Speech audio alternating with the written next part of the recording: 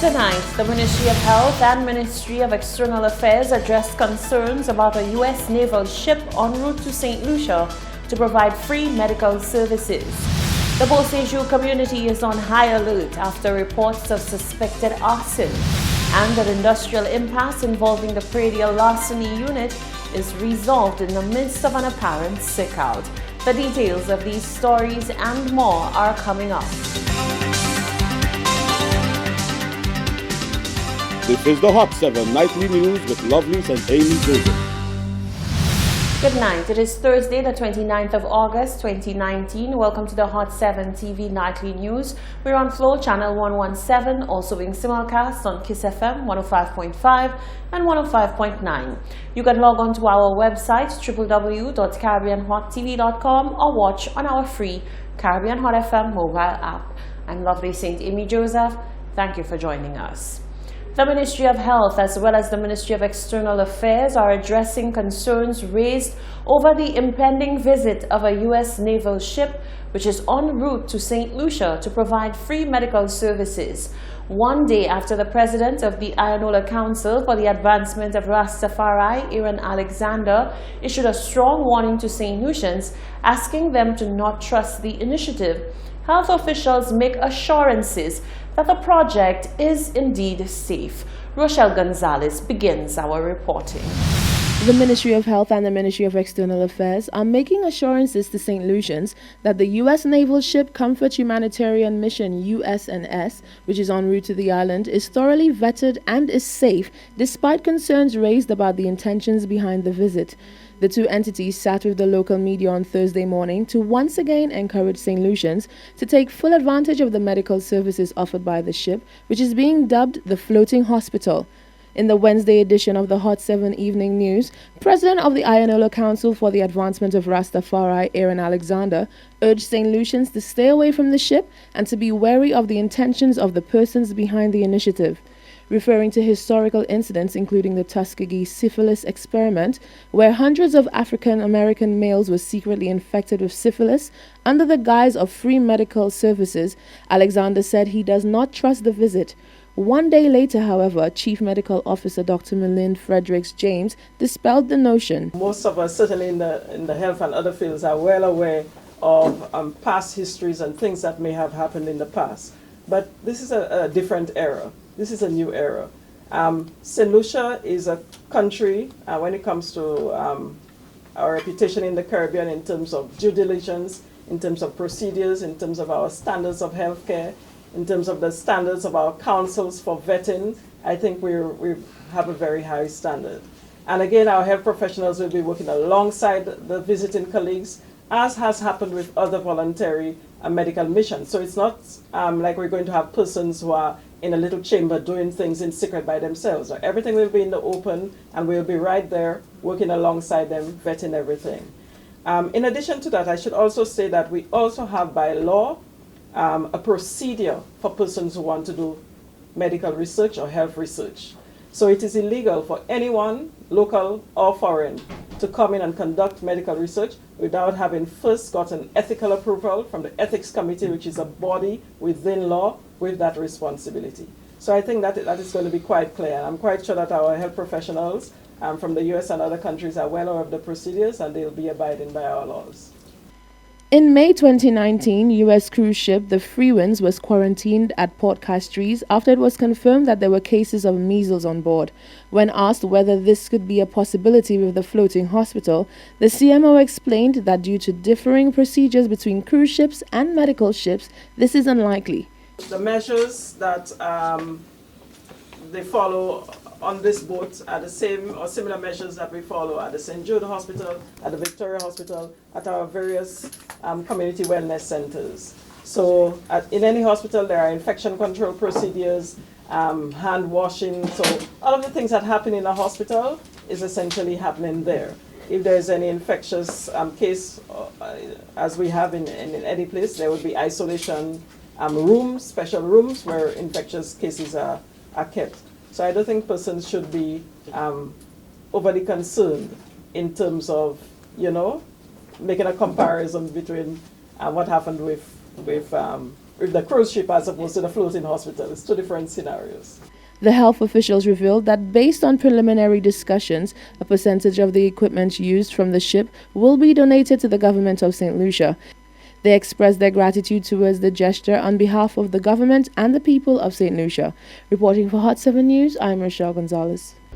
Following a suspected case of arson at Esperas Heights in Grosley, the president of the Beausejour community group, Jim Joseph, says the community is on high alert.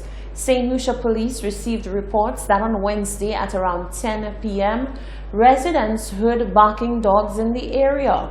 They woke up and noticed that a tree house was ablaze. They acted quickly and extinguished the fire, but not long after, residents say there was yet another fire. The fire was reignited, and they also attempted to put out the fire. In doing so, they noticed that a vegetable garden was also ablaze. There was some incinerant in the garden, and they proceeded to put it out as well. They also noticed that there were persons lurking in the area, and the sound of the barking dogs and the fact that persons were aware of what was going on caused them to flee in the process. Joseph says the entire community is on high alert following the incident. Further measures have been put in place to mitigate such problems. We are concerned as a community group that such an incident occurred within our community, and we are treating it on the same magnitude as we would an attempted homicide, because had the persons encountered the intruder, it would have been a different report this morning. We want the public to know, and we want the persons who attempted this serious matter to know that we are treating it as a serious one indeed, and that we've put all measures in place, including extra surveillance by the community group, by residents and the police, to ensure that incidents like this do not reoccur in Beausejour. He says such occurrences are symptoms of larger societal ills that must be addressed by communities. A suspected sick-out was staged on Wednesday, the 28th of August, within the Predial Larceny Unit of the Ministry of Agriculture. Assistant Secretary of the St. Lucia Civil Service Association, CSA, Max Stephen Armiton, says industrial woes may have led to the mental ailment affecting members of the unit. With negotiated lump sums now being allocated to the members, Stephen says recovery of the members from the sudden illness may soon occur. More in this report. An unconfirmed staged sick-out in the Ministry of Agriculture may have gotten the wheels of change to turn in a positive direction for employees. Assistant General Secretary CSA Mark Stephen Obertin says the information reaching the desk of the CSA about the sick-out within the Predial Larceny Unit of the Ministry of Agriculture suggests that sick calls were few and far between. Yesterday, we got a call from officials that it appears that the Predial Larceny officers were not at work. Most of them, I think, called in sick. So we contacted our shop steward, who in fact told us that he was sick, and he didn't know about the other colleagues, but he was sick. So that's as far as we know regarding the sickness of the employees of Predial Larceny. Probing to find out what could have caused the mysterious illness, we asked Obertin to divulge some of the information surrounding the recently concluded public service negotiations. The Predial Larceny unit of the Ministry of Agriculture was supposed to have been a project to last a specific time. And so these workers were given individual contracts or fixed term contracts. But as it happened, that project is now going on for at least 12, 13, 14 years. So these employees, essentially based on the law, are regarded as ordinary employees. However, because, as I said, of the nature, we were not able to get them to fall under our general agreement, collective bargaining agreement with the government. So we had to negotiate on their behalf with the Ministry of Agriculture separately So when we were on the question of wages and salaries, the ministry told us, no, we cannot entertain you regarding salary increases for these specific guys. So we said, all right, what we can do is to insert in their contracts a clause which states that whatever is agreed to between the CSA and government regarding generals, civil servants, will be applied to them. He says the agreed upon $1,800 lump sum and 1.1 increase for the triennium to public servants was not paid to the members of the Peridial Larceny Unit in the Ministry of Agriculture. Obertin says after follow-ups and many calls later, members within the unit will soon have redress. So I do not know if perhaps that might have triggered the sickness, because sometimes, as I said before, the sickness not only cancer, diabetes, you could be sick mentally, you don't know how your bills paid, so that could get you sick. So I do not know whether that was the reason. However, we were in contact with the Ministry of Public Service because we wanted a resolution, because that's what we are CSA, that's what we're about, getting resolutions to issues, right? And we go in all directions to get it.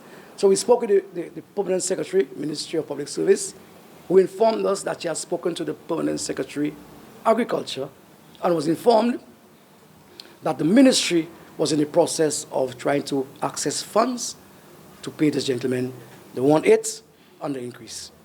I'm happy to report that this morning, when I arrived at my office, on my desk was a letter from the Permanent Secretary, Agriculture, indicating that they have agreed to pay the gentleman from Peridial Larceny, and the payment will be made on the 24th of September together with salaries. So we are very happy. They are very happy. So are they still sick? I don't know if they are still sick. I must call to find out if they are at work this morning. Peridial larceny is the theft of agricultural produce or livestock from a farm or an estate. Reporting for Hot 7 News, I am Solange Alfred. Confrontations between passengers and minibus drivers are not uncommon. President of the Groseley Minibus Association, Danny Edwards, says with complaints piling up against his drivers, the association felt it necessary to conduct a 3-day workshop in customer service training to ensure that minibus operators know how to approach and diffuse situations. Solange Alfred reports. 60 bus drivers gathered at the Bay Gardens Marina Conference Room to take part in a capacity building workshop to improve upon their customer service skills. The 3-day workshop will host all 170 members of the Groseley Minibus Association. President of the Groseley Minibus Association, Danny Edward, reveals the workshop will do more for the Groseley bus drivers than solely elevate their customer service skills, but also looks to develop them holistically. Today is the second day with our training.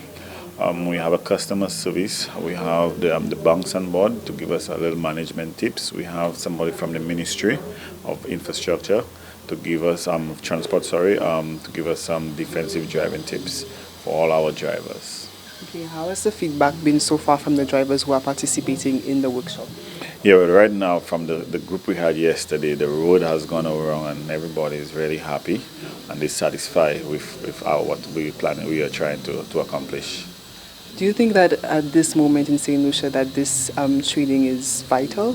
Oh yeah, it's necessary because one of the reasons why we took on that initiative is the amount of complaints that we get from our office. There's several complaints, and I've gone through the complaints. Some of the complaints, I could tell you, is so petty. Sometimes you could just diffuse that with just a smile or a simple "I'm sorry."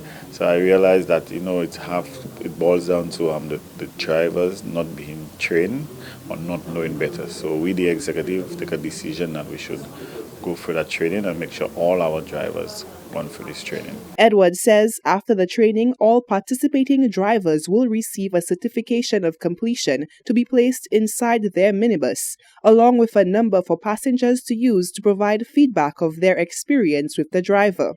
Meanwhile, driver on the 1A route, Lindell Philogen, says he is in total agreement with the placement of a number in all participating drivers' vehicles, as it will ensure they put into practice what they have learned. Yes, they can do it, because if they teach you something and you don't want to learn it, you have to do what they teach you. But if you go wrong, they suspend you somehow or the other. You have to pay the price. That's what I see. The workshop today really telling you what to do and what not to do. It's a good initiative. The boss bring up is very good because they have those that need to understand how to run the road. It's a business. Another A1 bus driver, Ashton Butcher, expresses his pleasure with the workshop. Butcher would take it a step further and make a call to the members of the public to also play their part in the smooth operations of transportation. It's a very good initiative because we've been going back and forth with the public. Tensions between us, the public, or the driver, or the road users on the road. I find it's a good initiative because the public always telling us we have no training whatsoever. And I find our president and the executive, they have taken it to the right level. And what I would like them to do in future, get it to the higher level. Like, in order for you to become a minibus driver, you do that course. But our association had bring it forward for us where we don't have to pay a cent. And we very much grateful to our president, our vice president, our treasury or whatever, the secretary. So we very much thankful. Targeting the public there right now is the next step because some of the people think like because they're the customers, they're always right. But customers are not always right. We need to work together because it's a business. We need to make it right between both the public and us. We need to go forward. The 3-day training workshop ends on Friday, 30th August, where the final 50 Groseley bus drivers will participate. Reporting for Hot 7 News, I am Solaj Alfred. You're watching the Hot 7 TV Nightly News. Stay with us. There's much more after the break.